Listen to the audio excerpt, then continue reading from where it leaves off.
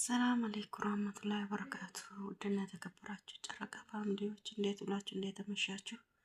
ሰላም ናችሁ? ሰላማችሁን አላህ ሱብሃነሁ ወተዓላ ብዝት ያርግልኝ።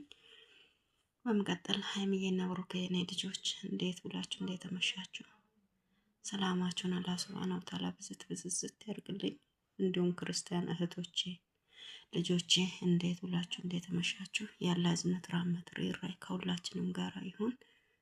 ሰላማችሁን ያብዛልኝ በያላችሁበት። እኔ የምላችሁ ሀይሚዬና ብሩኬ የኔ ልጆች፣ ሀይሚዬ የኔ ቆንጆ ተረጂው በአላህ እኛ ለአመት በዓል አንድ ላይ ትመጣላችሁ ብለን ተደስተን እየጠበቅን ብስሚላህ ረህማን ረሂም ጠላት እንዲድንግጥ ይበል። ወላሂ በጣም ነው የደነገርኩት። አላህ ሻሂድ። ሀይሚዬ የኔ ቆንጆ በእናትሽ ወላሂ የሱ አይሆንም፣ አያደርግም። ቢያደርግ ራሱ ማለት ነው ቢያደርግ ራሱ ምንድነው መሆን ያለብሽ? እሱ ከአንቺ እስከሆነ ድረስ ያንን ጠላት ማሳፈር ነው ያለብሽ፣ ከጎን ሆነሽ ማለት ነው የኔ ውድ። አዎ ሴት ነሽ፣ ይሰማሻል አውቃለሁ።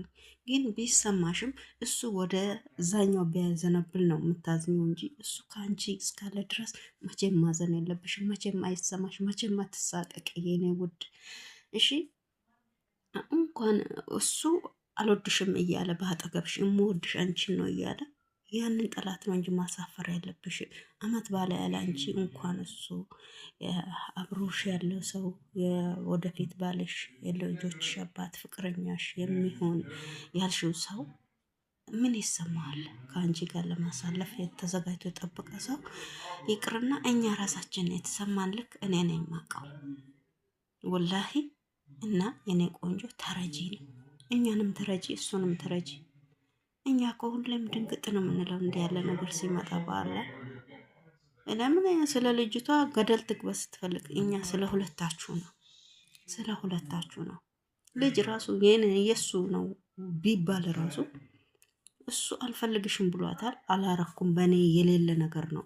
እንዴት ነው እሱ ያላወቀ ነገር ይፈጠራል ብለሽ ታስቢያለሽ? እሱ የኔ አይደለም ብሏል። ዛሬ ሁሌም እያለ ነው።